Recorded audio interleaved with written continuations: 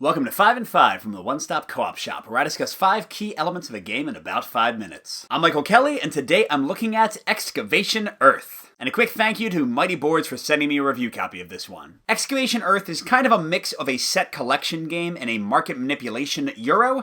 How does it work out in solo? Let's find out and get to the list.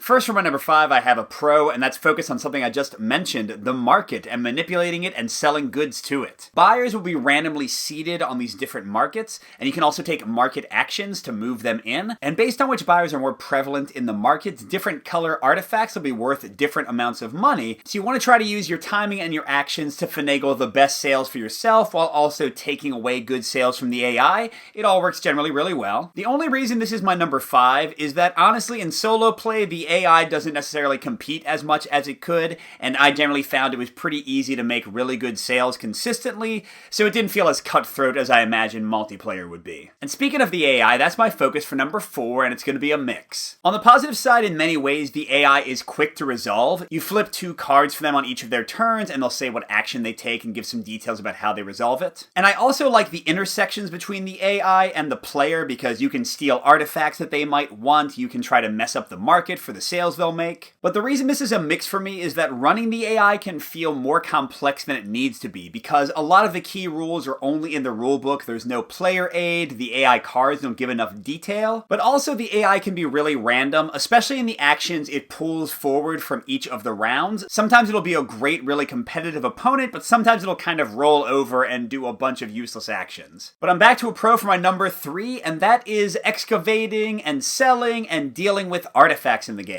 And first of all, this is where the set collection comes in, because you're trying to get these rows and columns in your gallery to earn a bunch of extra money at the end of the game, and sometimes even extra cards. And I appreciate that there are many ways to get artifacts. You can excavate them knowing exactly what you'll get. You can buy them from the black market, but they cycle frequently, so you have to be quick. And you can even go for the long shot and do a survey action, which will randomly give you 2 to choose from. And beyond that, there's a nice challenge in managing your inventory of artifacts, because you can only hold so many, and you have to make your sales at the right time to free up space, to dig up more, get your gallery filled. It's a tense little puzzle overall. But I'm going from that pro to a full-on con for my number 2, the thing that I think is the biggest misstep in the game, and that's the crew cubes. So both the player and the AI has this set of crew cubes, and those go into the gallery for those set bonuses I already talked about, and they also go into the markets to allow you to make sales, and then they go into these envoy spaces to give you majority bonuses, and you can pull them off to do different actions. All of that works pretty well and is pretty cool in theory, but there are 2 main issues with this mechanic, at least for me in solo play. First of all, I just honestly didn't find the limitation very fun. Like, if I put in the hard work to complete one of my sets, but I don't have the cubes because I'm using them somewhere else, I don't know, it just didn't seem that interesting to me. But the bigger balance issue again in solo play is that the AI has twice as many cubes as you,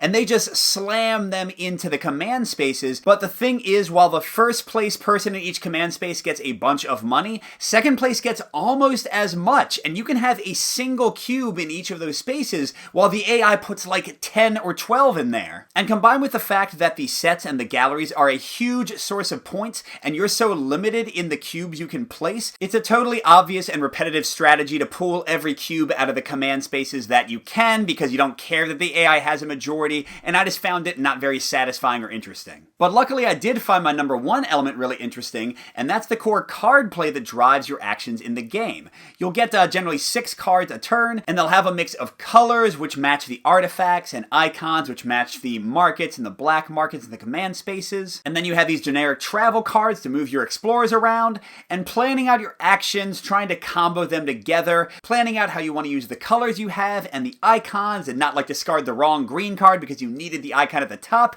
It can be a fun little puzzle to deal with. And something I really like is how you can chain into more actions, because whenever you make a big sale, you get extra cards, and whenever you complete one of the columns in your gallery, you get extra cards. So you can have these huge turns where the AI is long finished and you're still going. It can be a lot of fun. Overall, I think Excavation Earth is definitely worth checking out if you enjoy economic games or market games or set collection games. It's got a little bit of each, although it is kind of light to medium weight, so if you're looking for a super intense like stock market experience like in an 18xx game, you're not really going to feel you're getting that much. On the other hand, my recommendation isn't as strong if you're mainly going to play this solo. It can be a little annoying to run the AI unless you print out a player aid like the one I made. And I think the crew cubes just really aren't balanced in the current rule set. And I also think the market is much more interesting with 3 or more players. With 2 in solo, it's just okay. But if you'd like to see a full solo playthrough and judge for yourself, click the link that just popped up. Good gaming, and I'll see you at the next stop.